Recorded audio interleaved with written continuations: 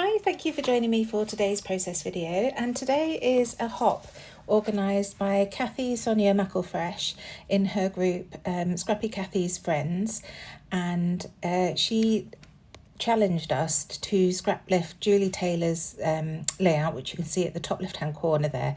Sorry, I'm all tongue tied today. So I've actually followed this pretty closely to Julie's. There are an amazing number of layers in Julie's layouts, so this is a slightly longer video, so please bear with me. But I'm starting off with a photo of the twins. They've made up a Lego set that James had from Amelia for Christmas. When we went to New York, he gave her an IOU for Christmas saying he would get her something there, and they both loved this Wally and Eva set from the film Wally, but it was out of stock in both the Lego stores, so Amelia ordered it online for James and it arrived shortly after we got home. So I took a photo of them because they just had a happy hour together building these two figurines. It's so funny how they've got back into Lego now they're 17. So I wanted to scrap this photo using Julie's beautiful layout, and the colours that I've chosen just worked the same as the colours that Julie had used. She's used teals and yellows, and I just wanted to bring in some red to match in with the Lego, but obviously James's t-shirt is a lovely blue. Amelia's got that mustard yellow in her jumper. So these colours worked really well. So the photo was trimmed down from a 4x4 to, I'm just going to check, yes, 3.5 by 3.5 approximately square. It's bigger than the photo that Julie had on hers, but I didn't want to cut any more of the photo out really, and I couldn't be faffed messing around resizing. So you saw at the beginning there, I added the mixed media. First of all, I used my T-square ruler to measure an 8-inch square in the middle of the card. So just measuring 2 inches in all around the sides, and then using a faint pencil line so that I had an idea of where to put those lines. Now Julie stitched on her layout. I'm not going to stitch, I'm just going to use faux stitching with a black pen. And then I went through my stash off camera and chose some bits that I thought would work nicely with this layout. So I chose that yellow tag from a Simple Stories collection. I just have all my tags. When I finish with a collection, I cut them out and put them in a little tub in my desk, and then I went through those and chose that one. I've got that beautiful teal and white striped paper that I've used behind the photo. That's from one of the 49er Market papers, but it's just in my scraps envelopes now. So I pulled that out to go behind the photo after matting the photo onto black, just to give it a little bit of definition. And that's what Julie's done on hers as well, with the black behind her black and white photo. I'm doing all this while the ink is drying on the page. You will have seen me blending that on. I think I was mentioning that before. So I used a small brayer, and I used, I think it was Salvage Patina for the blue, and the yellow was, I'm pretty sure, Fossilized Amber. And I just watered those down and then used the brayer very lightly along those pencil lines to add the colour to my layout. And then on to the right of that tag, I wanted to add some of this pom-pom trim, so I've just pulled out a navy because that worked quite nicely with James's t-shirt.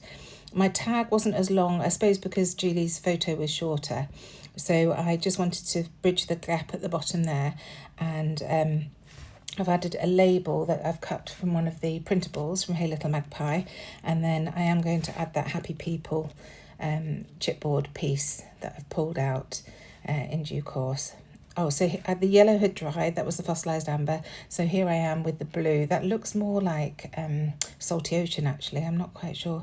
Hopefully you saw that when it came in on the screen. So I waited for the yellow to dry before adding this because I didn't want it to turn green. So you have to be a little bit careful when you're adding mixed media to a background that your colours are dry before layering them up. And you can see I'm just using a light touch and just small movements with the brayer to add that ink down onto the page. So this is roughly where it's going to sit. I pulled out a frame, a film strip frame from 49er Market. I think it was Spectrum Gardenia. I forget now. I just went through all the bits in my desk and just pulled things out that I thought would work. So I pulled this paper from my scraps bin because I wanted to focus on the blue in James's t-shirt, and then that lovely mustard yellow as the second layer behind there. So just adding that, and then I'll tear the strip. I messed up a bit here. You'll see I'm going to roll off that glue. I added glue right the way across the strip, not realising that I was going to add the yellow to the right hand side. So just had to roll that off. But ATG is very forgiving on scrapbooking paper, and you can just roll it off if you're careful, especially because it was on the back, so it wasn't like it mattered if it tore a little bit. So I'm just going to roll up those edges like Julie did in hers, and that will be that mat to the left hand side complete. Well, the mat of papers. There are lots of other bits that she's added to it, of course, but it's a good start. All the time just waiting for that blue to dry, not very patiently. So as I say, just curling up those edges. It does take a little bit of time, but the effect is it's really effective when you've done it. So I realised that that strip is way too wide, so I'm just chopping off a bit from the edge, because I still have to add some lace and bits to the left hand side there. But first of all, I wanted to create my lines around the block. So I'm just using a black gel pen and just doing wonky lines down all four sides, and making sure that the lines don't meet at a point, that they cross over at the ends. And then just adding a couple of bits of zigzag stitching or faux zigzag stitching, a little bit extra at the top there. So now that's done, I'm going to come in with a stamp. I think this is the same stamp that Julie used actually. It's an All and Create one. It's a really lovely stamp. And I'm just going to add a little bit of texture to the background using that weathered wood ink pad. It's very subtle, but it just brings a little bit into the background, just a bit of interest there. So I'm just curling up the stamp. I'm not putting it on a block so that I don't get any harsh edges, and then stamping that down. And then I'm pulling in this, I think it was a fernwood stencil, and doing the same as Julie did, alternating the circles with different inks. So again, using the same two that I used around the edges. So first of all, that fossilised amber, and just using a blending brush to blend that through those circles. And then that blue one, which I'm pretty sure is Salty Ocean. So just blending that through the other circles. And once I've done this blending, I'm going to come in with some water and just splatter that across those circles to lift up some of the ink. And again, it just creates another texture and bit of interest on the background. So that's that done. And here's the water, just using a big paintbrush, and then dotting it where it didn't go and I wanted it to go, and then just using some tissue to dab that up. So now that's down, I can get the photo stuck down and then carry on building the layers. So first of all, pop that down there, and then I can add the paper to the left as well. So that's that title I was talking about. It just says Happy People, and I thought that was really cute with this photo of those two. But I needed to add some foam underneath the right hand side, which I'm doing here just because it was standing quite high up above the page. So now sticking this piece down, and then I can work on the lace and other bits to the left. So first of all, that. Here's the lace that I've chosen to use. It's all this gorgeous circle chain lace. I've gone for white because I just wanted something subtle. I didn't want to bring any more black in. So I'm just going to distress that edge of the paper and then add some glue and get the lace stuck down. And then I'm also going to add a scalloped border using one of the Hey Little Magpie dies to create that, again from scrap paper. So just getting that lace stuck down first, and then adding the film strip frame on the left hand side like Julie has. As I say, I'm keeping pretty close to her layout for this one. Just using what I've got in my stash. I'm not too worried if I don't have what she had. I'll just make do with other things. So there's that lovely film strip piece down the left hand side. And I'll cover the black strip in the middle with some ribbon loop, so I'm not too worried about that sticking out there. And here's the ribbon loop. It's just like a vanilla coloured and white coloured stripe. So here's the border die. It's the Bumpy Borders set from Hey Little Magpie, and I'm just using that dotty paper to create that strip. So that's going to go down underneath that lace, and then I can tuck that ribbon loop in. It's just fallen to the left of the page. Just adding some dots of glue to hold that in place and then get that stuck down.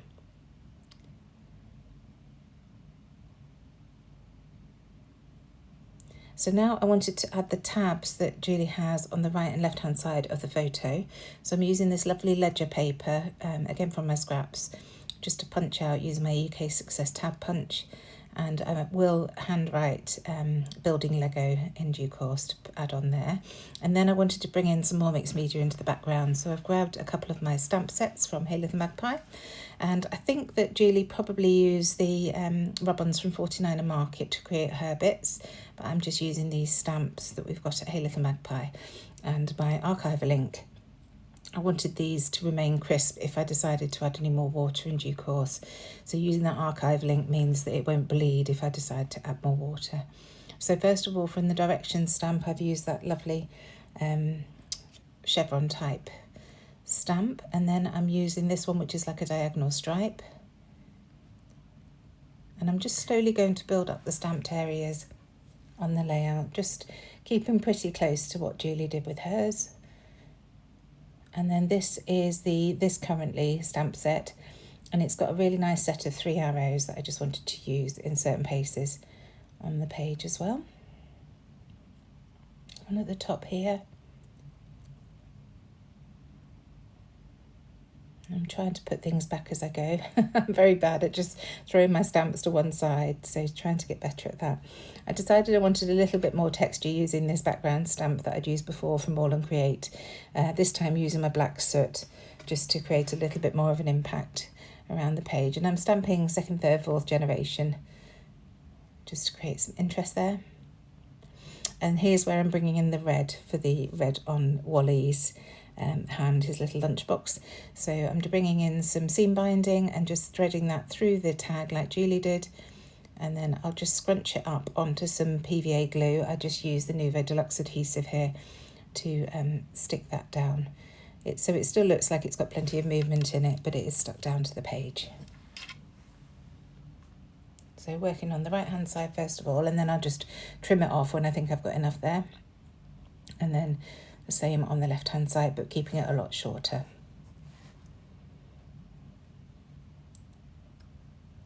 And it's really starting to come together, but there's still quite a lot to do. I think when you start scrap lifting, you realise just how much detail there is on Julie's layouts. So once that is down, I decided to add some twine like she has. So I'm just going to thread that through the loop and then again glue it in place above the tag. And this is just navy blue wax twine. It's nice and stiff and it sort of stays where you want it to, more or less, just with the help of a little bit of glue. And then I'll just snip off the ends again.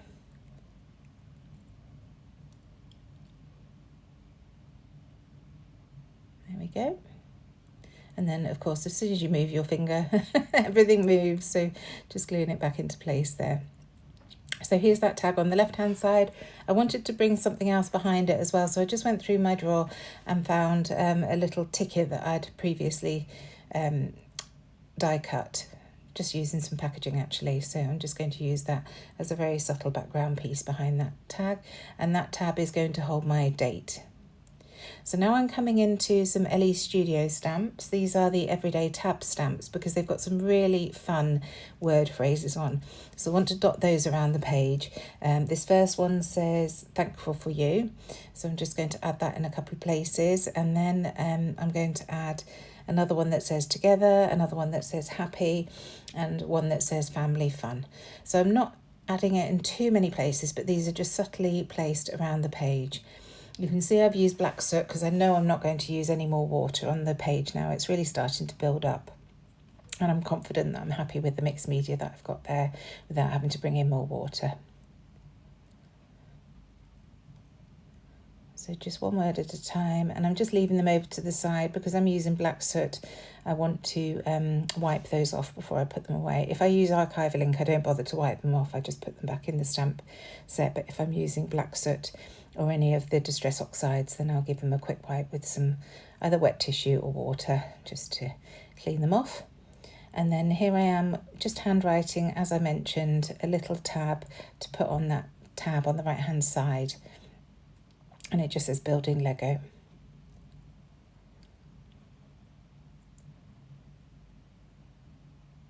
So that's that. So I pulled out these little bows from Cocoa Vanilla Studio in my drawer of bits and pieces, and also these foam titles from Simple Stories. So I want to add a word to the bottom left hand side of the photo, and I end up using this one that says sweet. I realise that the tab is too low down, so I move that up and don't think and stick the sticker onto the photo, which is a bit of a nightmare to pull up, but I do manage to pull it up, thank goodness. Otherwise I would have been reprinting that photo, which would have been frustrating.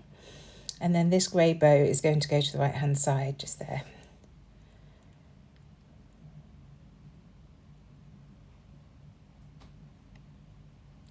So I think that's more or less the bits around the photo sorted. I've just pulled in these Studio Calico stickers. These are ancient, but there were a couple of word phrases that I thought would work nicely. One says play at the top, and then that one that says hello, and it's the right tone of blue, so I wanted to use that. And then these labels are from Ellie's Studio, and I'm just going to choose a couple to layer the same as Julie had done on her layout under the strip there. So now I've got them in place, I'm just going to peel them up and add the glue to hold those into place. And then I've pulled out some pretty little studio stickers to write a title there. I'm going to use this pale blue and I'm going to put together down. Now there isn't a hashtag in this set, and I've really wanted to use hashtags, so you'll see I do actually doodle a hashtag in using my black gel pen once that's down. So next I wanted to bring in some of my rub-ons.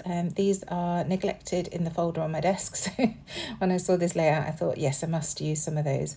Now this white one, see, I can't even read it on the layout. Awesome, it says, and I put it down here because I knew it would just get lost if I put it back in the packaging, but in fact you can barely see it on the layout, but it adds a little bit of something, I guess. And then I'm just going through with loads of little bits and pieces. I've got a word that says shine that goes underneath that sweet, and then here on the left I'm going to put you are enough because that fits really neatly in there. I think this is from the Serenity collection, this set of rub-ons, but they work really nicely. They're just really subtle, and they really add a lot to the layout. So I'm just using my fingernail to rub these down. They just come off so easily. And then on that side I'm going to put loved. I think this may be from Spectrum Gardenia. I'm not too sure now. They're all out of the packet and just in a little file on my desk. So I'm adding that. And then at the bottom I find a little dictionary definition that's about joyful, so I'm going to add that to the bottom, and then some of the little ink splatters that are on those rub-ons. I just cut little bits and pieces off and add them to the layout. So just going around and adding those in various places. And it's amazing how much they add to the layout. I'm just looking at it now, and I'm really thrilled with all these different layers and different bits and pieces going on. So thank you, Julie, for the inspiration. It's been lovely scrap lifting one of your layouts. Almost there.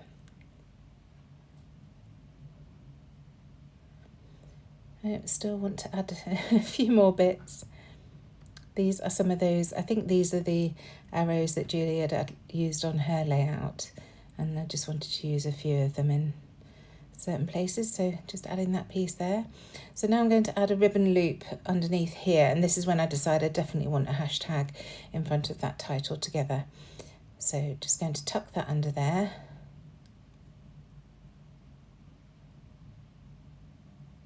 And then add my journaling. There isn't any journaling on Julie's layout, but I do like to add journaling just to say a little bit about the photo and my memories of it. So I thought that place in the bottom left-hand corner would be a nice place to put it.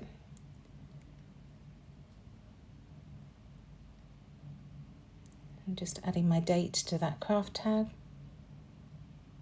And then this is where I'm going to doodle that hashtag. So thank you very much, Kathy, for setting this challenge. There'll be a playlist down below of everybody else joining in, so do go and check out everybody else's videos, and look up Kathy's group on Facebook. It's Scrappy Kathy and Friends, I think it's called. So do go and check that out. And other than that, I shall see you very soon. Thank you so much. Bye.